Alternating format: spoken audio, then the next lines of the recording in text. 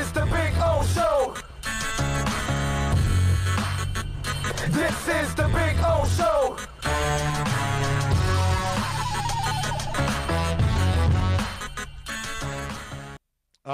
Willie says, Big O, I'm adamant about the Finns sneaking in the 7th spot.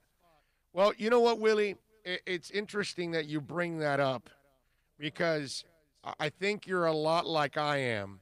I don't think they're going to make the playoffs, but I think they're going to tease us in that way because I expect the team to start winning more games as the season goes on. And they're going to get better like they did last year. I really believe that.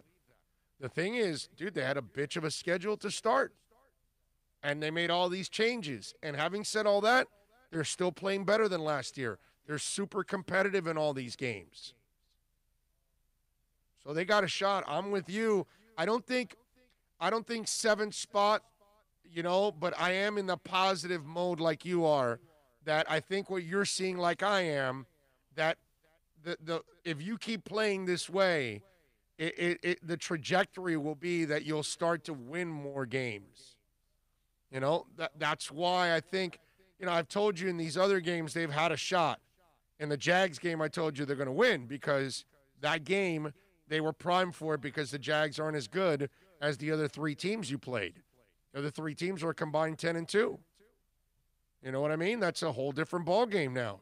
You're playing against teams that are way better. So now we're lucky that we run into a San Francisco team that is beaten up and has got all kinds of injuries. So now they're beatable.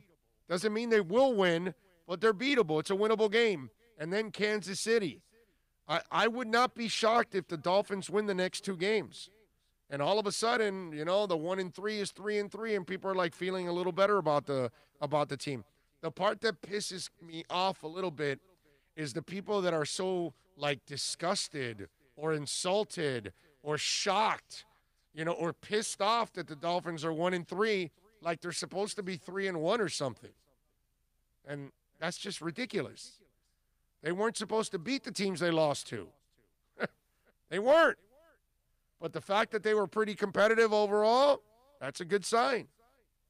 That's all. I mean, I've talked about this many times, but I'm with you. I have a positive trajectory for the Dolphins, and just like last year, I expect them to improve as the season goes on. That's it. So we're in the same boat like when the baseball season was starting and was like, with the 8 out of 15, just would like to see the Marlins be fighting for a playoff possibility, just to be involved at the end, right? This year you mean? Yeah. And, of course, the Marlins got in, but the Dolphins, but like, this year that's what we thought of that only because of the scenario. Right. Okay? Well, the 8 out of 15, right. It's 60 games, and they had a shot at 60 games that, okay, but if it was 162, the Marlins would have never made the playoffs. Realistically, no. No.